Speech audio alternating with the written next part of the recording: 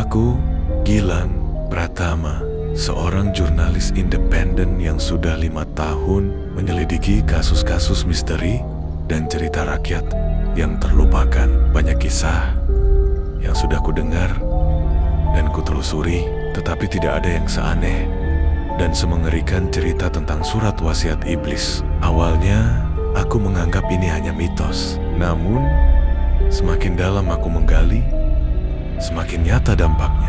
Beberapa saksi yang kutemui menolak berbicara, sementara yang lain berakhir dalam keadaan yang tak bisa dijelaskan. Dan aku akan membagikan kisah ini kepadamu. Kisah yang konon bisa membawa petaka bagi siapapun yang terlalu dalam menyelaminya. Jika kau membaca ini, ingatlah satu hal. Jangan pernah mencoba mencari surat itu. Awal dari sebuah misteri. Semua bermula dari sebuah desa terpencil di Jawa Tengah bernama Desa Cibatu, sebuah tempat yang tidak ada di peta resmi. Desa ini dikenal memiliki sebuah tradisi aneh.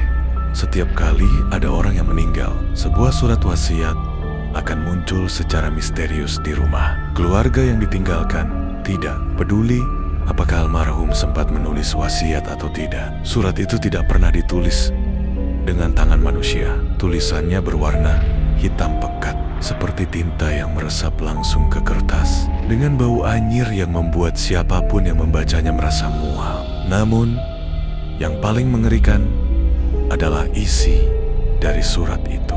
Wasiat ini harus dibacakan di hadapan keluarga dan penduduk desa. Jika tidak, kematian akan datang menjemput mereka satu persatu. Tak ada yang tahu dari mana surat itu berasal. Yang lebih aneh lagi, setiap keluarga yang menerima surat ini selalu berakhir dalam tragedi. Penelusuran dimulai. Aku pertama kali mendengar kisah ini dari seorang teman bernama Hendra, seorang peneliti folklore yang sudah lama mendalami cerita-cerita mistis di Jawa. Ia mengajakku pergi ke Desa Cibatu untuk melihat sendiri keanehan ini. Tapi ada satu hal yang harus kita patuhi, Gilang, kata Hendra dengan nada serius saat kami duduk di dalam mobil menuju desa itu. APA2, Tanyak, jangan pernah membaca isi suratnya dengan suara keras. Aku menganggapnya hanya sebagai tahayul, tapi setelah tiba di desa itu, aku mulai merasa bahwa ada sesuatu yang tidak beres. Udara di desa ini lebih dingin dari seharusnya.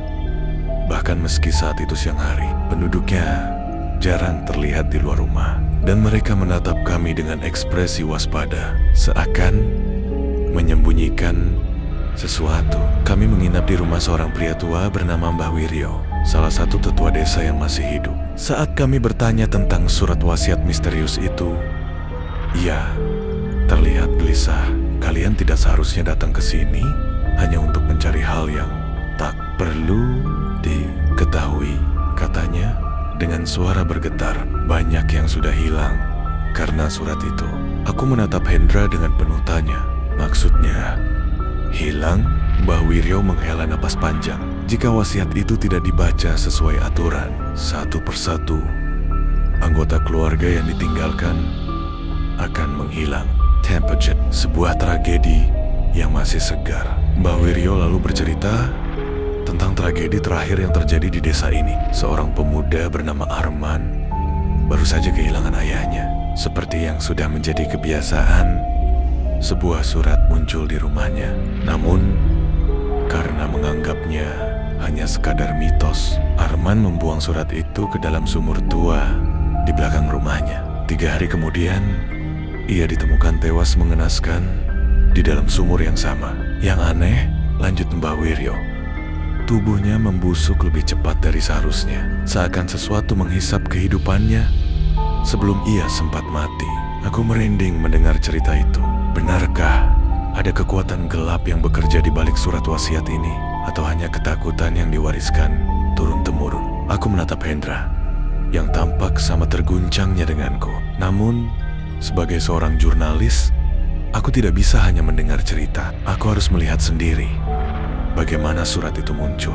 Kami pun memutuskan untuk menunggu di desa hingga ada kematian berikutnya. tanpa kami sadari. Malam itu adalah awal dari sesuatu yang tidak seharusnya kami ganggu.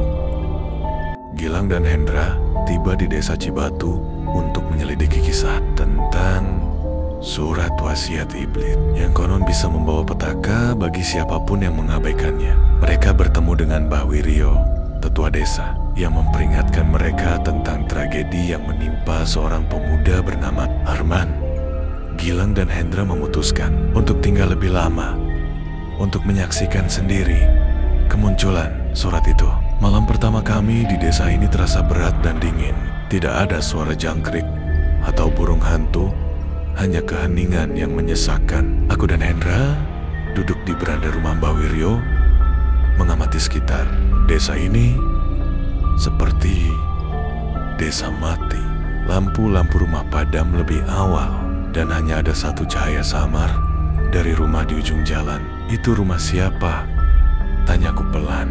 Mbah Wiryo menghela napas. Pak Surya, dia sedang berduka. Istrinya meninggal sore tadi. Aku dan Hendra saling pandang. Ini kesempatan kami.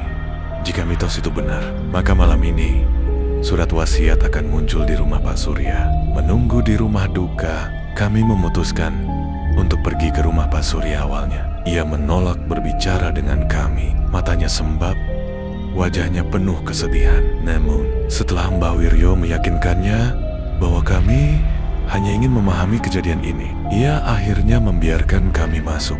Di ruang tengah, sebuah meja kayu kecil menjadi tempat jenazah istrinya yang masih disemayamkan. Bau dupa memenuhi ruangan, membuat suasana semakin suram. Kami duduk di sudut ruangan menunggu. Hening, hanya suara angin yang menggerakkan tirai. Lalu terdengar bunyi kertas terseret di lantai. Hendra mencengkeram lenganku. Kau dengar itu? Bisik aku mengangguk. Kami menoleh ke arah meja. Di sana, di atas jenazah, tergeletak selembar kertas kuning kecoklatan. Surat itu, suara Pak Surya bergetar. Aku bersumpah, tadi tidak ada apa-apa di sana. Aku perlahan mendekat. Kertas itu tampak tua dan kasar, seperti sudah berusia ratusan tahun. Tulisan di atasnya berwarna hitam pekat dan tampak seperti terserap langsung ke dalam serat kertas, bukan ditulis dengan pena. Aku membaca kalimat pertama dengan suara bergetar. Bacakan wasiat ini di hadapan keluarga dan penduduk desa sebelum matahari terbenam. Jika tidak, kematian akan datang menjemput satu persatu. Peringatan yang terabaikan. Pak Surya menatap surat itu dengan ketakutan. Aku tidak bisa membacanya. Katanya, ini cuma takhayul. Hendra menatapnya tajam. Pak, semua keluarga yang mengabaikan surat ini mengalami kejadian aneh. Kita tidak bisa menganggap ini sepele. Namun Pak Surya bersikeras. Ia merobek surat itu di depan kami. Saat itu angin bertiup kencang dari dalam rumah. Sesuatu yang tidak masuk akal. Lampu minyak di sudut ruangan padam dan ruangan mendadak gelap. Mbah Wiryo berteriak, Pak Surya, apa yang sudah kau lakukan? Pak Surya hanya diam, matanya melebar, wajahnya pucat seperti mayat. Dan di luar rumah, terdengar suara langkah kaki yang berat, seakan sesuatu telah datang. Pak Surya menemukan surat wasiat misterius di atas jenazah istrinya. Ia menolak untuk membacanya, dan justru merobek surat itu. Seketika, angin kencang berembus dari dalam rumah, cahaya padam, dan terdengar suara langkah kaki berat dari luar. Sesuatu telah datang. Malam yang tak wajar. Aku dan Hendra berdiri membeku di tempat. Mata kami terpaku ke arah pintu rumah Pak Surya yang sedikit terbuka. Langkah kaki berat itu semakin mendekat. Pak Surya terduduk di lantai. Wajahnya pucat seperti kehilangan darah. Tidak mungkin. Ini cuma kebetulan. Suaranya bergetar. Mbah Wiryo mencengkram bahuku. Kalian jangan bergerak. Jangan bicara. Jangan bernapas terlalu keras. Aku bisa merasakan bulu kuduku berdiri. Apa yang ada di luar sana?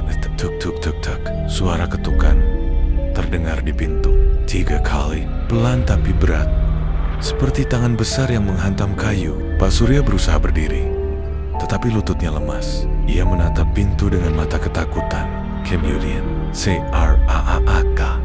Pintu terbuka sendiri, dan di sana, di tengah malam pekat, berdiri sesosok bayangan tinggi, kurus, dengan kepala tertutup kain hitam. Tubuhnya terlihat seperti tidak sepenuhnya nyata, seolah kabut mengitari wujudnya. Udara dalam rumah mendadak menjadi dingin, hingga napasku terlihat seperti asap putih. Kami semua terdiam, lalu dengan suara serak dan dalam, makhluk itu berbicara. Kau menolak wasiat itu, maka kau akan menjadi yang pertama. Seketika, Pak Surya berteriak. Ia memegang kepalanya seolah merasakan sakit luar biasa. Tubuhnya bergetar, matanya melotot liar. Aku tidak ingin mati. Tolong aku. Namun, tubuhnya tiba-tiba tersentak ke belakang, seolah ada tangan tak terlihat yang menariknya. Mulutnya menganga, dan dari dalamnya keluar asap hitam pekat yang melayang ke arah makhluk di depan pintu. Aku tidak bisa bergerak. Aku hanya bisa menyaksikan kengerian ini. Perlahan, tubuh Pak Surya menjadi semakin kurus dan kering, seolah seluruh jiwanya dihisap keluar. Matanya yang tadinya penuh ketakutan kini kosong, hanya meninggalkan bola mata putih tanpa nyawa. Lalu tubuhnya roboh ke lantai sunyi. Makhluk itu memandang kami. Aku merasakan darahku membeku, dan dalam suara yang hampir seperti bisikan, ia berkata, 1 sudah diambil, kalian selanjutnya. Lalu makhluk itu menghilang dalam kegelapan. Aku tidak tahu berapa lama kami terdiam. Aku bahkan tidak yakin aku masih bisa bernapas. Yang jelas, malam ini bukan sekadar mitos. Kutukan itu nyata. Pak Surya menjadi korban pertama. Makhluk misterius itu muncul dan menghisap. Jiwanya meninggalkan tubuh kering tak bernyawa. Sebelum menghilang, ia berbisik, 1 sudah diambil, kalian selanjutnya. Teror di balik nama yang terhapus. Aku tidak tahu berapa lama aku berdiri diam. Lututku lemas, tubuhku gemetar. Yang baru saja terjadi bukan mimpi. Hendra mencengkram lenganku. Kah? Kita harus pergi dari sini, bisiknya panik. Namun Mbah Wiryo menahan kami. Kalian tidak bisa kabur. Jika namamu ada dalam daftar bersembunyi pun percuma. Aku menoleh daftar. Apa maksudnya, Mbah? Mbah Wiryo menatap mayat Pak Surya yang sudah tak bernyawa. Napasnya berat. Setiap nama yang ada dalam surat wasiat itu akan diambil satu persatu. Aku merasa darahku membeku. Jika itu benar, berarti kami sudah masuk dalam kutukan ini. Sial. Hendra memukul dinding kalau gitu. Kita harus cari tahu siapa lagi yang ada di daftar itu. Aku mengangguk. Kami harus bertindak sebelum makhluk itu kembali. Surat wasiat yang hilang. Kami kembali mencari potongan surat yang tadi sempat dirobek oleh Pak Surya. Namun tidak ada satupun yang tersisa. Hanya ada abu hitam di lantai, seolah surat itu terbakar sendiri. Bagaimana bisa? Gumamku. Mbah Wiryo menghela napas. Kutukan ini tidak ingin rahasianya terungkap dengan mudah. Aku merasakan bulu kuduku meremang. Jika kami tidak bisa membaca isi surat itu, bagaimana kami tahu siapa yang akan menjadi korban berikutnya? Namun tiba-tiba SRIT. Angin dingin bertiup kencang, dan dari balik lemari tua di sudut ruangan, sebuah lembaran kertas tua melayang ke lantai. Kami semua menatapnya dengan waspada. Perlahan, aku mendekat dan mengambilnya. Itu adalah halaman terakhir surat wasiat, dan di sana tertulis 3 nama terakhir dalam tulisan tinta hitam yang mulai memudar. Mataku membesar, Mbah. Nama kita ada di sini. Aku menatap Mbah Wiryo yang wajahnya kini tampak jauh lebih pucat. Tidak mungkin, bisiknya. Hendra langsung mundur. Ini nggak mungkin. Aku nggak mau mati. Aku bisa merasakan jantungku berdegup semakin cepat. Nama kami ada dalam daftar ini. Itu berarti kami sudah ditandai untuk mati. Dan yang lebih buruk lagi, nama Pak Surya adalah yang pertama di daftar ini. Dan kini, ia sudah mati. Itu berarti nama berikutnya yang akan diambil adalah Mbah Wiryo. Aku menoleh ke arahnya. Tetapi Mbah Wiryo hanya diam. Matanya kosong. Lalu, dari kejauhan, terdengar suara-suara langkah kaki berat. Suara yang sama seperti tadi malam. Makhluk itu datang lagi. Dan kali ini targetnya adalah Mbah Wiryo. Mereka menemukan halaman terakhir surat wasiat yang mencantumkan nama-nama yang telah ditandai untuk mati. Pak Surya sudah menjadi korban pertama. Nama berikutnya adalah Mbah Wiryo. Saat mereka menyadari hal ini, suara langkah kaki berat mulai terdengar di luar rumah. Kedatangan yang tak terhindarkan. Dia datang, suara Mbah Wiryo terdengar pelan, nyaris seperti bisikan. Aku dan Hendra Somasima menahan napas. Langkah kaki itu semakin dekat, duk-duk. Suara berat itu menggema di luar. Aku menelan ludah, Mbah. Kita harus pergi. Namun, sebelum kami bisa bergerak berak, pintu rumah terbanting sendiri. Angin dingin menyusup ke dalam, menerbangkan abu-abu halus yang tersisa dari surat wasiat yang terbakar.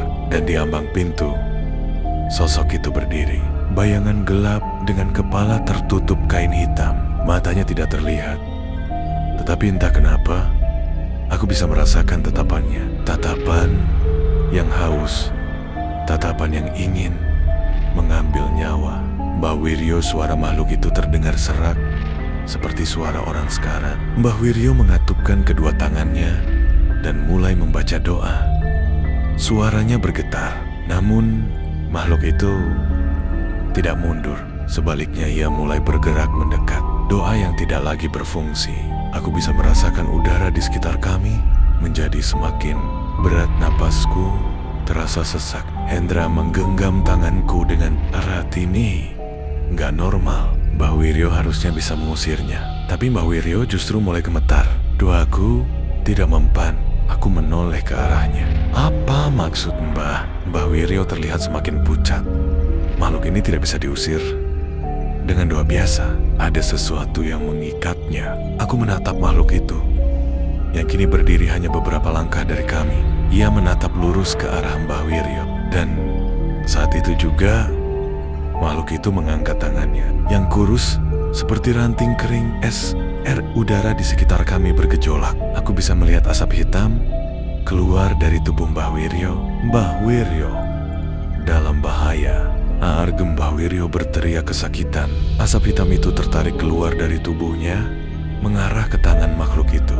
Aku melihat dengan ngeri. Apakah itu jiwa Mbah Wiryo? Kami tidak bisa membiarkannya. Aku meraih Hendra. Kita harus melakukan sesuatu. Hendra menoleh panik. Apa kita nggak tahu caranya? Namun, sebelum aku bisa berpikir lebih jauh, seret. Makhluk itu menarik lebih banyak asap hitam dari tubuh Mbah Wiryo, membuatnya jatuh berlutut. Matanya mulai kosong. Jika ini terus berlanjut, Mbah Wiryo akan mati. Aku harus menemukan cara untuk menyelamatkannya sebelum terlambat. Macluck, it menarik asap hitam dari tubuh Mbah Wiryo seperti sedang mencabut jiwanya. Mbah Wiryo jatuh berlutut. Matanya semakin kosong. Gilang dan Hendra panik. Mereka harus menemukan cara untuk menyelamatkan Mbah Wiryo sebelum terlambat. Putus asa di tengah malam, aku berusaha berpikir cepat. Mbah, bertahanlah. Aku berusaha meraih tubuh Mbah Wiryo, tapi tangan dan kakiku terasa berat. Seakan ada sesuatu yang menahan kami untuk bergerak. Hendra menoleh panik. Kita nggak bisa diam aja. Harus ada cara buat menghentikan ini. Namun, sebelum aku bisa menemukan jawaban SR8, asap hitam yang keluar dari tubuh Mbah Wiryo semakin banyak. Mbah Wiryo menjerit kesakitan. Aku menoleh ke arah makhluk itu. Sosoknya tetap diam, tapi tangannya semakin erat, menggenggam udara. Seakan ia sedang memeras jiwa Mbah Wiryo hingga ke titik terakhir. Aku menggigit bibir aku. Harus menghentikannya sekarang. Perintah tertulis di dinding. Saat itu mataku menangkap sesuatu. Di dinding rumah Mbah Wiryo ada ukiran kuno yang samar-samar bercahaya merah. Aku tidak pernah melihatnya sebelumnya. Aku membaca huruf-huruf itu. Aneh, tapi seperti menuliskan sesuatu yang penting. Jika sang pemanggil memutus janji, ia harus dikembalikan ke asalnya. Aku, Turkisia. Ini adalah petunjuk. Aku tahu cara menghentikannya. Aku, Hendra menoleh. Apa cepat lakukan? Mengucapkan kembali perjanjian. Aku menarik napas dalam-dalam dan mengulangi tulisan di dinding itu dengan suara lantang. Jika sang pemanggil memutus janji, ia harus dikembalikan ke asalnya. Jika sang pemanggil memutus janji, ia harus dikembalikan ke asalnya. Saat itu juga, ruangan berguncang. Makhluk itu mengerang marah. Tidak, suaranya bergetar di udara keras dan menyakitkan. Tangannya yang mencengkeram jiwa Mbah Wiryo mulai melemah. Aku mengulang kalimat itu sekali lagi. Jika sang pemanggil memutus janji, ia harus dikembalikan ke asalnya. Dan saat itu juga, berak makhluk itu terpelanting ke belakang. Tubuhnya mulai retak seperti kaca pecah. Asap hitam yang ia tarik dari Mbah Wiryo kembali masuk ke tubuhnya. Hendra segera berlari dan menangkap tubuh Mbah Wiryo yang hampir ambruk. Aku menghela napas lega. Kami berhasil, atau setidaknya untuk sekarang. Namun, bahaya belum berakhir, karena sebelum makhluk itu lenyap, ia mengucapkan satu kalimat terakhir. Aku akan kembali dan menuntaskan yang tertunda.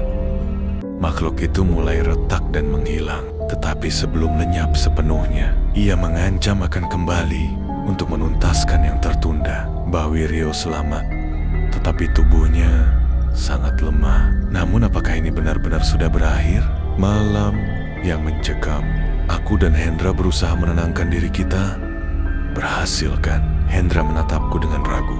Gilang, aku nggak yakin. Kayaknya ini belum selesai. Aku menelan ludah. Benar. Firasatku juga mengatakan hal yang sama. Di lantai, Mbah Wiryo masih terbaring lemah. Wajahnya pucat. Napasnya tersengal-sengal. Aku mendekatinya. Mbah, bertahanlah. Mbah Wiryo membuka matanya perlahan. Gilang Hendra ini belum selesai. Jantungku mencelos makhluk itu.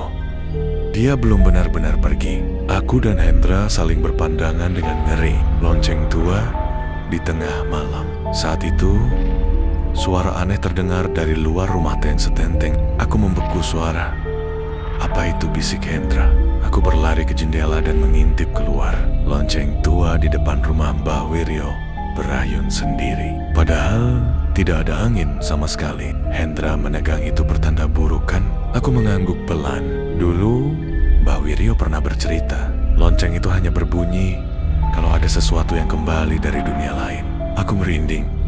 Makhluk itu benar-benar akan kembali. Suara langkah di depan rumah. Tiba-tiba kami mendengar sesuatu kayak seperti ada seseorang yang berjalan di halaman rumah. Hendra mencengkeram lenganku. Gilang, ada yang datang. Aku menahan napas. Siapa atau apa yang ada di luar sana? Aku harus tahu. Aku memberanikan diri dan membuka sedikit pintu depan, mengintip keluar. Dan saat itu juga jantungku langsung berhenti berdetak. Di depan rumah berdiri seseorang, tapi wajahnya sepenuhnya tertutup kain hitam.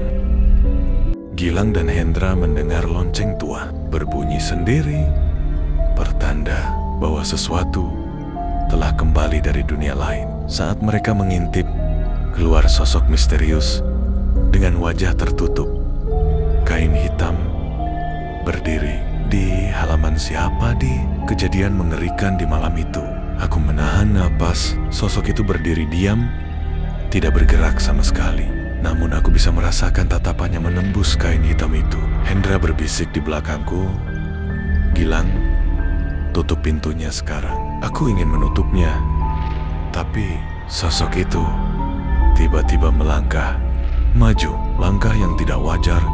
KRI 3 bunyi langkahnya tidak seperti langkah manusia biasa, seperti menyeret sesuatu yang berat. Aku mundur perlahan. Mbah Wiryo yang masih terbaring lemah tiba-tiba membuka mata dan berbisik pelan, "Jangan lihat dia langsung." Aku langsung memalingkan wajah, tapi terlambat. Tatapan yang mengerikan. Sekilas, aku melihat sesuatu dari balik kain hitam itu. Bukan wajah manusia, bukan juga tengkorak, tapi sesuatu yang lebih menyeramkan. Sebuah rongga kosong seperti lubang hitam yang menyedot semua cahaya. Jantungku berdebar kencang. Aku merasa tubuhku mulai lemas. Hendra menarikku ke belakang dan menutup pintu dengan keras.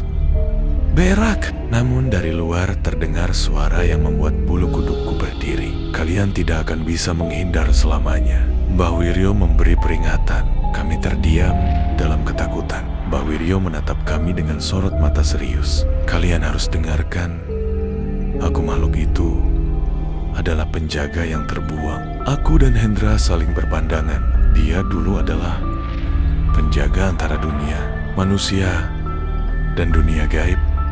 Tapi dia dikhianati dan dikurung dalam kegelapan. Aku merinding sekarang. Dia ingin mengambil sesuatu dari dunia ini, dan itu berarti bencana. Sosok misterius itu melangkah mendekati rumah dengan gerakan yang tidak wajar. Di balik kain hitamnya, bukan wajah, tapi rongga kosong yang menyedot cahaya. Mbah Wiryo menyebutnya penjaga yang terbuang, makhluk yang pernah menjaga batas dunia manusia dan gaib, namun dikhianati. Apa yang sebenarnya diinginkannya? Ketukan di tengah malam. Malam semakin larut. Tok 3 ketukan terdengar dari pintu depan. Aku, Hendra, dan Mbah Wiryo saling berpandangan. Jangan dibuka, kata Mbah Wiryo tegas. Kami menahan napas. Namun ketukan itu semakin keras. Tok-tok. Hendra menjauh dari pintu. Tubuhnya gemetar. Dia masih di luar. Mbah Wiryo memejamkan mata. Bukan hanya dia, ada sesuatu yang lain. Suara dari dalam rumah. Tiba-tiba, esregu, suara langkah kaki dari dalam rumah. Kami dari koridor menuju kamar belakang. Terdengar suara bisikan pelan. Kalian lupa janji itu. Aku merinding. Janji apa? Darah kalian belum membayar perjanji. Mbah Wiryo akhirnya bicara. Dulu leluhur kita membuat perjanjian dengan penjaga itu sebagai imbalan menjaga desa ini. Kita harus memberikan sesuatu. Aku menelan ludah.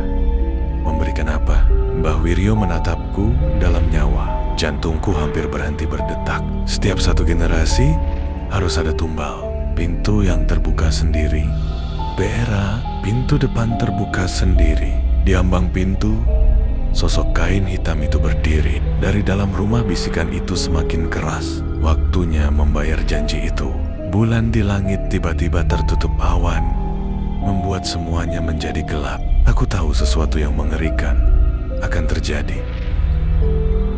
Mbah Wiryo mengungkap rahasia mengerikan. Desa ini memiliki perjanjian kuno dengan makhluk gaib. Setiap generasi harus ada tumbal.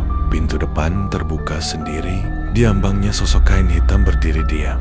Dari dalam rumah, bisikan itu semakin keras. Waktunya membayar janji itu. Siapa yang akan menjadi korban? Langkah yang menghantui. Aku ingin lari tapi tubuhku membeku. SREK. Makhluk itu melangkah masuk. Di balik kain hitamnya, angin berputar liar. Seakan ada kehampaan menghisap udara. Mbah Wiryo menggumamkan doa, tapi suara itu hanya berbalik dengan tawa menyeramkan. Doamu tidak bisa menyelamatkan mereka. Bayangan di dinding bam. Pintu tertutup sendiri. Bayangan sosok itu merayap di dinding, membentuk siluet aneh seperti tangan yang terus memanjang dan mencengkeram. Hendra mencengkeram lenganku. Kita harus lari, tapi tubuhku terasa berat seperti ada yang menahan. Kalian harus memilih siapa yang akan menggantikan tumbal. Perjanjian yang harus dipenuhi. Mbah Wiryo menghela napas panjang. Tidak ada pilihan lain. Salah satu dari kita harus pergi dengan dia. Jantungku berdegup kencang. Apa tidak ada cara lain? Mbah Wiryo menunduk. Ada, tapi risikonya besar. Hendra gemetar. Apa risikonya? Mbah Wiryo menatap ke arah makhluk itu. Salah satu dari kita harus masuk ke dunia mereka dan menggantikan penjaga yang terbuang. Aku menelan ludah. Jika kita gagal, kita tidak hanya kehilangan satu orang, tapi seluruh desa ini akan lenyap. Makhluk itu mulai melangkah lebih dekat menunggu jawaban. Makhluk kain hitam menuntut tumbal. Jika tidak ada yang dikorbankan, desa ini akan lenyap. Mbah Wiryo mengatakan ada cara lain. Seseorang harus masuk ke dunia mereka, menggantikan penjaga yang terbuang. Tapi siapa yang akan melakukannya? Pilihan yang mematikan aku akan pergi. Semua mata tertuju pada Hendra. Aku terkejut, kau tidak serius kan? Jika itu satu-satunya cara menyelamatkan desa ini, makhluk itu mengulurkan tangannya. Maka bersiaplah wahai pengganti. Gerbang dunia lain. Mbah Wiryo menggambar pola di lantai rumah dengan darah ayam hitam. Jangan melawan, atau kau akan hilang selamanya di dalamnya. Aku menahan napas saat pola itu mulai bersinar merah. Tiba-tiba lantai di bawah Hendra terbuka, seakan ada jurang yang menganga menelan tubuhnya. Hendra menatap kami untuk terakhir kalinya. Jika aku tidak kembali, jangan cari aku. Dan dalam sekejap, dia menghilang. Kesunyian yang mencekam. Makhluk kain hitam perlahan mundur. Perjanjian telah dipenuhi untuk sekarang. Pintu depan terbuka sendiri dan angin malam berembus masuk. Lalu makhluk itu menghilang. Kami saling memandang. Hendra telah pergi, tapi aku tidak yakin apakah dia benar-benar hilang atau masih bisa kembali. Karena di lantai jejak kakinya masih ada, dan anehnya jejak itu mengarah keluar. Hendra memilih menjadi pengganti dan ditelan oleh jurang ritual. Makhluk kain hitam menghilang, tapi sesuatu terasa tidak beres. Di lantai rumah, jejak kaki masih ada dan mengarah keluar. Bayangan di ambang pintu. Aku dan Mbah Wiryo terdiam. Seharusnya dia sudah pergi kan? Bisikku. Mbah Wiryo menatap jejak kaki Hendra yang tidak lenyap. Tiba-tiba tok-tok pintu depan diketuk. Jantungku hampir berhenti. Siapa di luar sana yang kembali dari dunia lain? Kami menahan napas saat pintu berdiri terbuka. Di baliknya Hendra berdiri, tapi ada yang salah. Matanya kosong, kulitnya lebih pucat, dan bayangannya di lantai terlihat memanjang bergerak sendiri. Aku pulang, suara Hendra terdengar serak. Kalian menungguku kan? Aku melangkah mundur, itu bukan Hendra. Mbah Wiryo meraih keris pusaka di saku bajunya. Makhluk itu bukan manusia lagi. Dan saat itulah Hendra tersenyum. Senyuman yang terlalu lebar untuk ukuran wajah manusia. Akhir yang tak terduga. Aku tidak tahu apa yang lebih buruk.